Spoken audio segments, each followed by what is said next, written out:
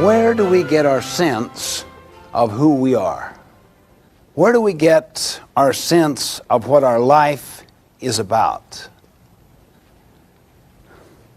Is it not from social mirrors, parents, siblings, teachers, leaders, the media, heroes, models? Isn't that possibly the case of a mistaken identity? Think about it. Ask yourself, where do I get my knowledge of myself? And what my vision in life is? What is it that I am really about? What is truly important to me? In Habit 2, begin with the end in mind, is a clear and powerful declaration that you are the guardian, the protector of your identity, of your future. In essence, Habit 1 is the awareness that you are the programmer. It's the budding awareness that the best way to predict your future is to create it. Habit 2 decides what your life is about. And everything would flow from that. Every decision, large and small, would be a function of that. Not only what your identity is, but what your purpose is. What is your vision of what your life is about? You are the programmer, then write the program. Now, another interesting thing about life is that it is always created twice. Always. Whether you take conscious control of the creation or not, you'll get your definition of yourself and of your purpose, your meaning, from the social mirror. So it was already done. Or perhaps you'll get it from the social agenda of people that are pressing upon you now. Or perhaps you'll get it from the mentoring of your childhood. Or the mentoring of your first leaders in business, your first managers, or your teachers in school. The first creation is an intellectual creation.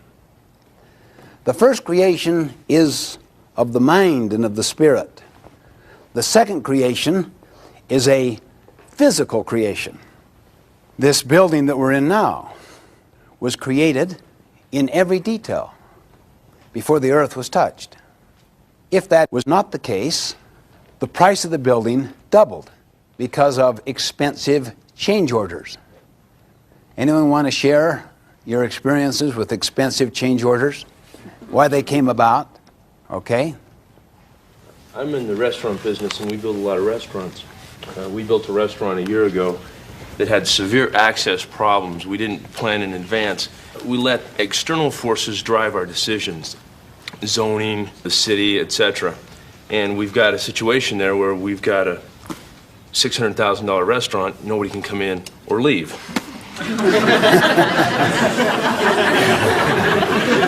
Now, in a sense, the food is good. Great food, but people just can't get access to it. But really, you can get your mind so focused upon, say, the pressures that you're under, political, civic, community, and get so kind of embroiled in that battle that it starts to dominate your consciousness. And then that begins to shape your whole approach.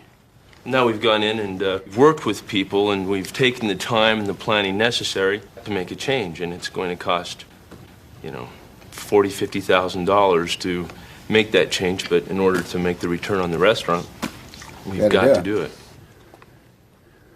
I think you can see the applicability of the idea to any field of endeavor, really. I have a friend who's an orthodontist. I have paid his mortgage for the last 25 years. Because all our kids have my teeth and my wife's mouth. Dick, how do you do this? He said, first, I get a clear image of what that mouth should look like when I finish. Every decision is governed by it. Just like the construction person comes right onto the site, the first thing goes to the blueprint. The blueprint is all based on the artistic rendering, what the place should look like, see? How many here have ever done jigsaw puzzles? How useful is it to have the end in mind?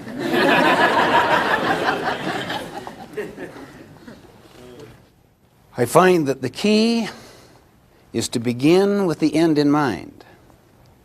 This is so basic with organizations. The fundamental reason, the root reason why organizations are so split is they do not share a common vision. Do you want to have an interesting experience? Just go to your family tonight and ask them. Be sincere. They'll think you flipped out for a moment, wondering where you're coming from, but say to them, in one sentence, what is the purpose of our family? And then write down what they say. Just read the different purposes. What is the purpose of our marriage? What is its essential reason for being? And then when you go to your organization, to your work, ask the first 10 people you meet, bring out your trusty clipboard and just say, I'm doing a little survey. Could you help me? One question. What is the purpose of our organization? And then you work with a small work group.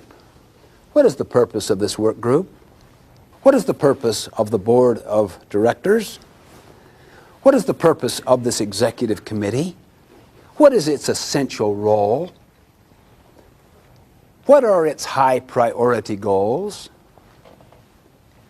My friends, I have done this scores of times, even with the executive cabinets of companies in the Fortune 100 classification.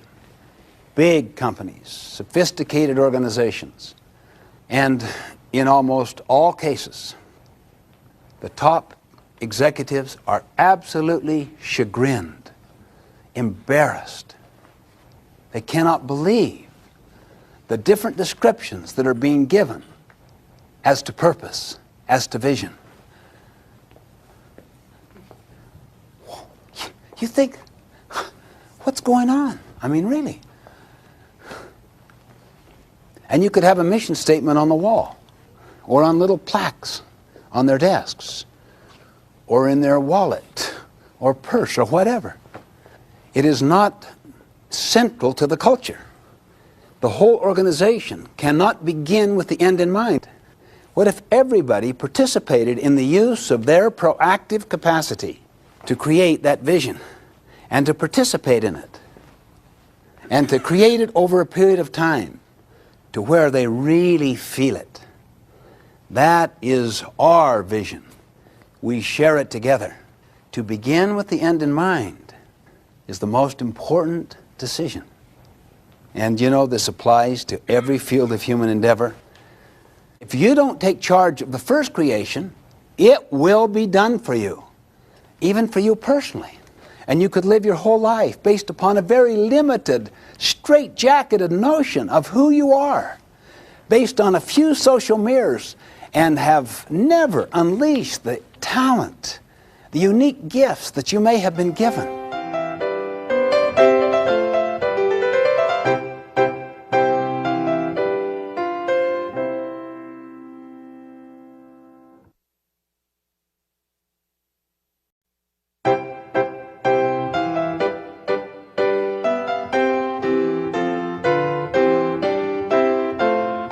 Okay, now I think we have come to recognize the power of the space and that the most significant use of it should always be, what is it I am about? And what are the principles I want to operate my life on? Would you not agree? Because every other decision will be influenced by those decisions. I want to use a metaphor. If I can borrow your glasses, please. Can you see without them? Barely. I suggest that whatever you decide should be put at the center of your life. The reason why it is the most significant decision is that it affects all decisions. It would be analogous to a lens through which a person would see life. Everything that I look at through this lens is affected by it. Eventually, you become unaware of the lens. Fish discover water last. Most paradigms are like that. They are assumptions you never question.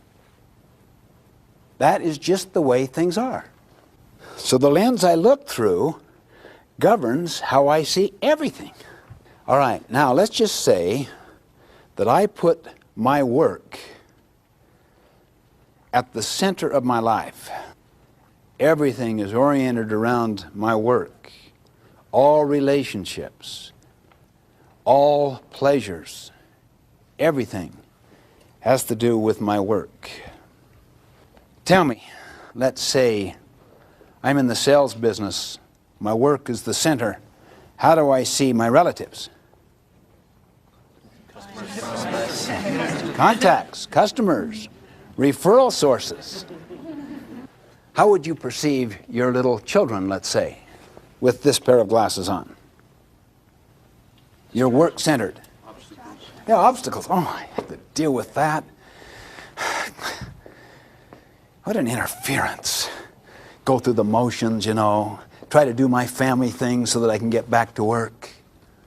Now look, if I were family-centered, how would I see work? As an interference, it's an obstacle. Yeah, or positively, as a means to take care of the family. I'm family-centered. That's another pair of glasses. But you never question your center. It's a paradigm of life. It is a pair of glasses. If you're spouse-centered, if you're family-centered, if you're work-centered, if you're enemy-centered, if you're possession-centered, what happens? We could go through this analysis and analyze every alternative center, or even a combination of them. And literally, I'll guarantee, at the conclusion of it all, it will cause tremendous imbalance. Your life will be unfulfilled. We must come up with the center that enables us to have more of the good in every other center. What could that be? What center would enable you to lay hold on every good thing in every other center? Think for a moment.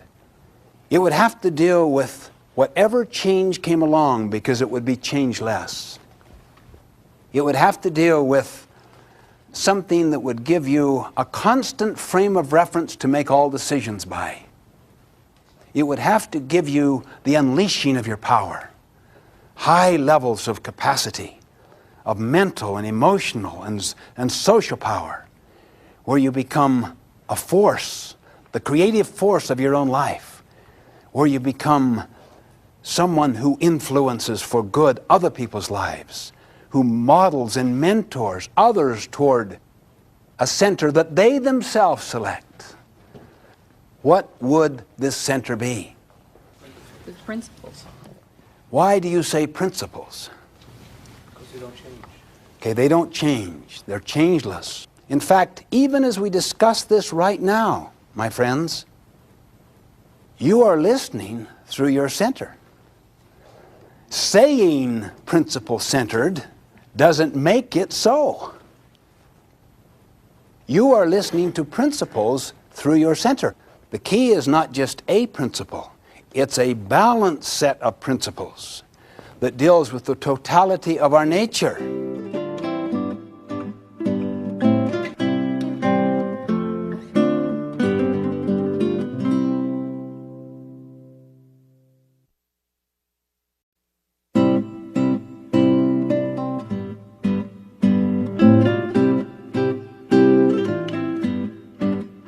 I suggest the essence, the highest essence of habit 2, to begin with the end in mind, is the development of a personal mission statement, a personal philosophy, a personal constitution, a personal purpose statement, whatever you want to call it. I seriously think that is the most important activity of habit 2. I think it should contain 2 basic parts. What is it I am about? And how do I go about it? What are the principles upon which I operate? It should deal in both of those parts with the essence of who am I? And you have the capacity through your mind to separate the social mirror from that question. I know what other people say about me. I know what they say I should be. But I have to decide. We lead 3 lives. Our public life. Here we are here. This is our public life. Our private life. When we go home, we can watch television, we can read. That's a private life.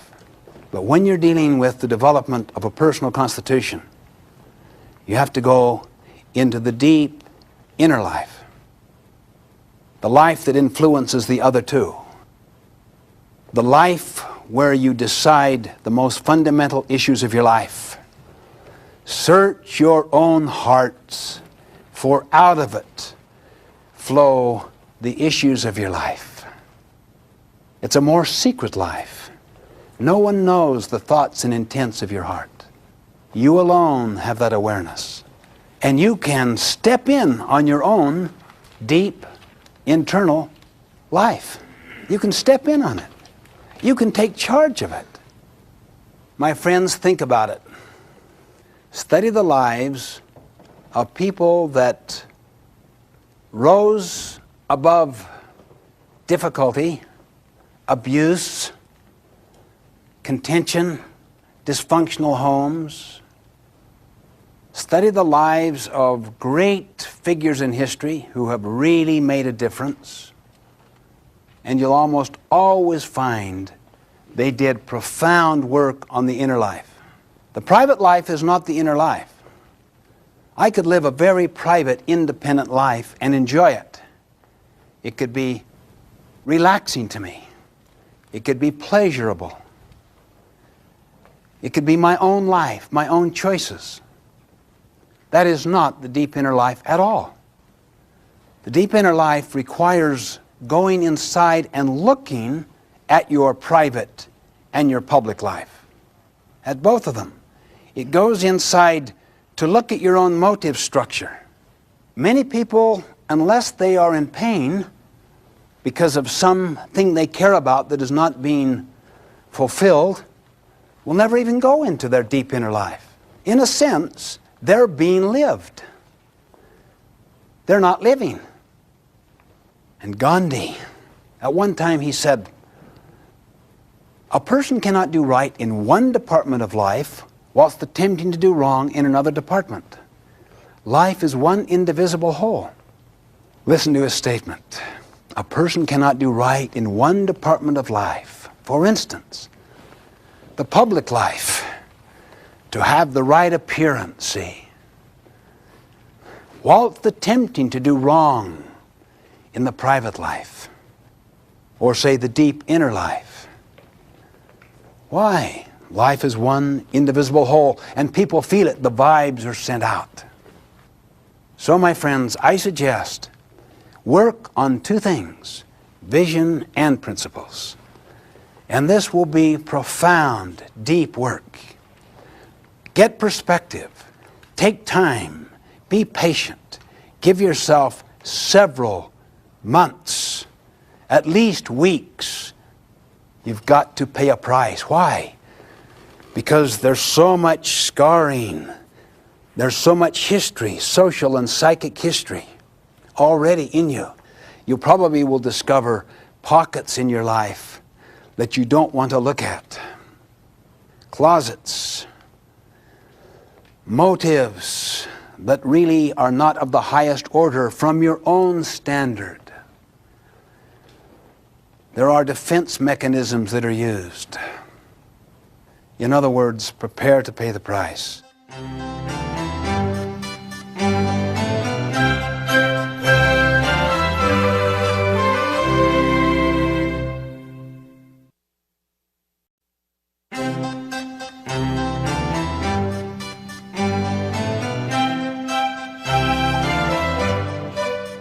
I find to get into nature is extremely helpful.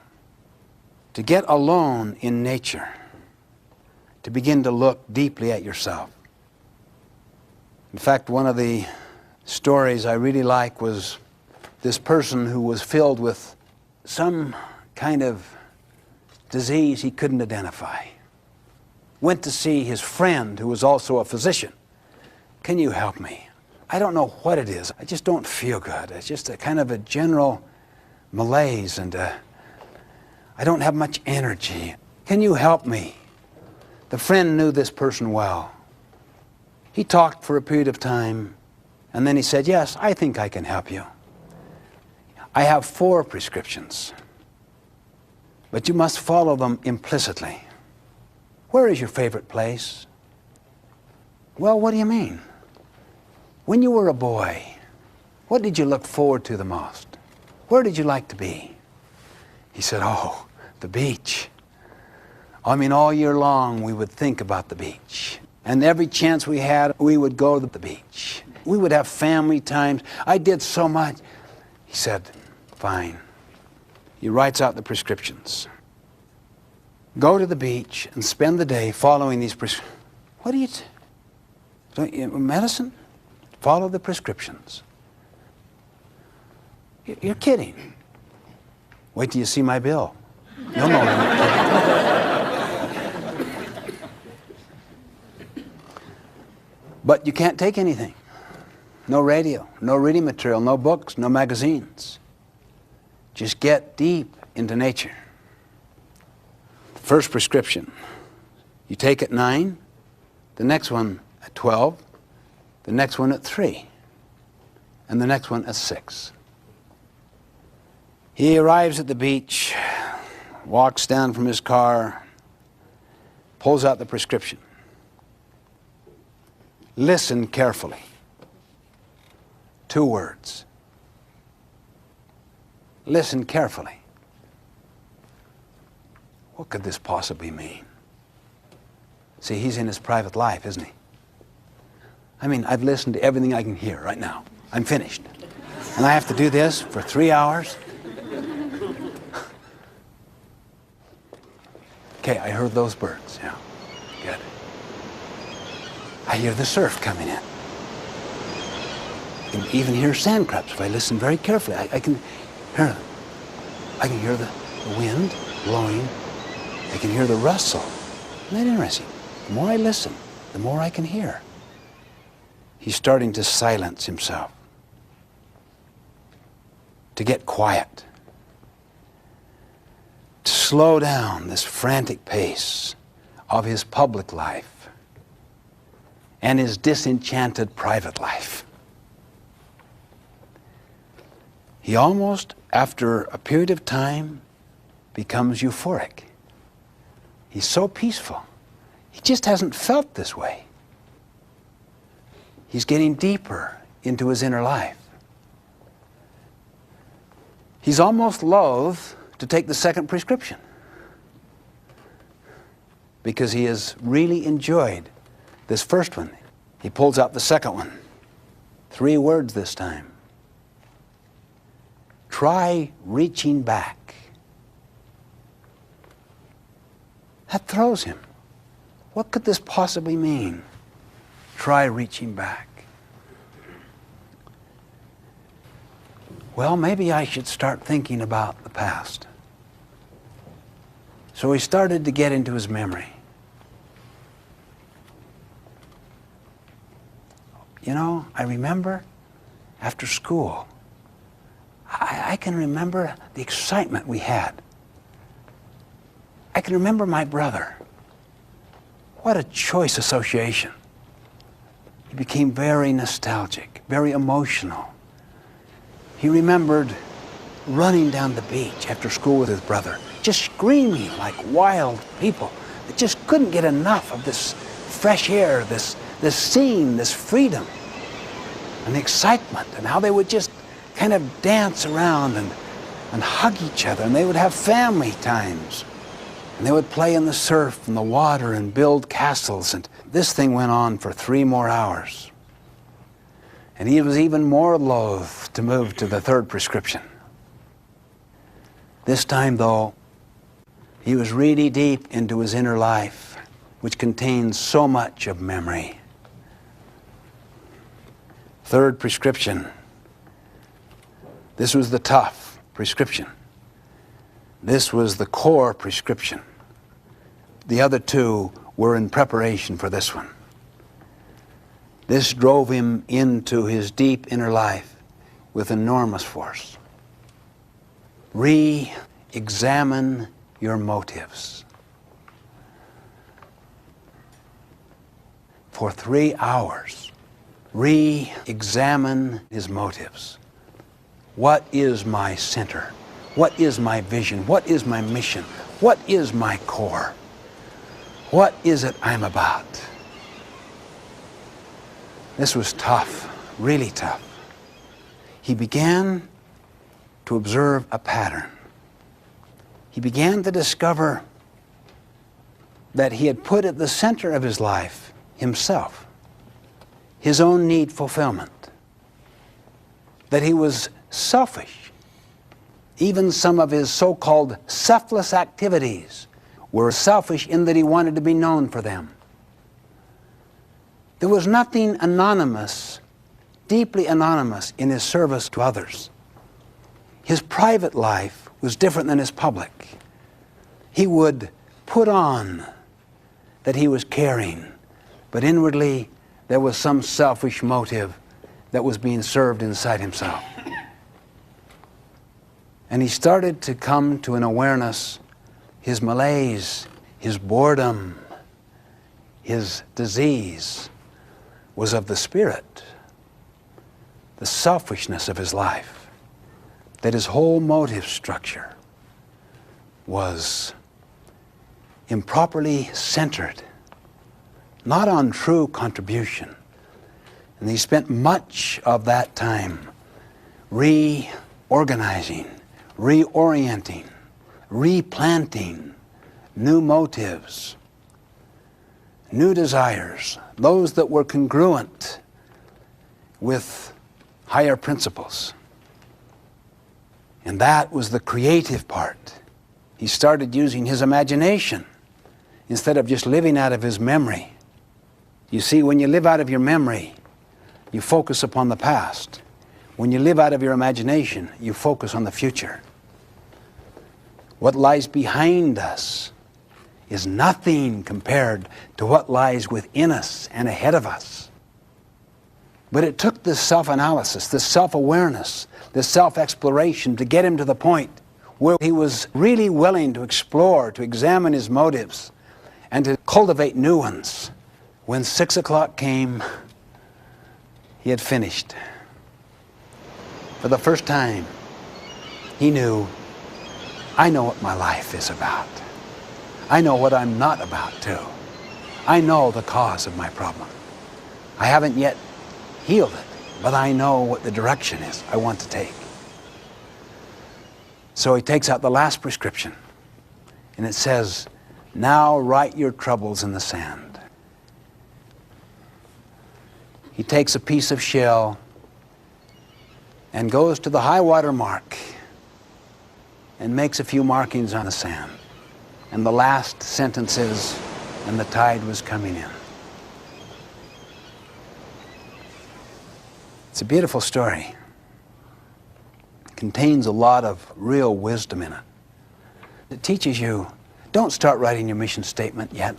Prepare to write it. Now, maybe you've been preparing for a long period of time. Maybe you've done some of this deep inner work and you're prepared for it. Everyone is at a different place.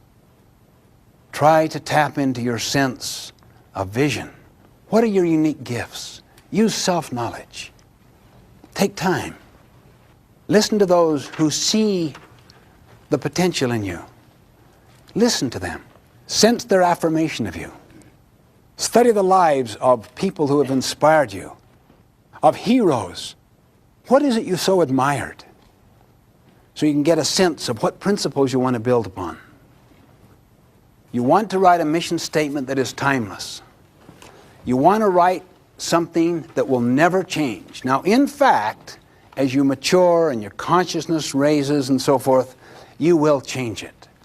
But you write it as if it will never change. That's the source of integrity. And integrity is the source of power. In your integrity around a balanced set of principles that you yourself have settled on.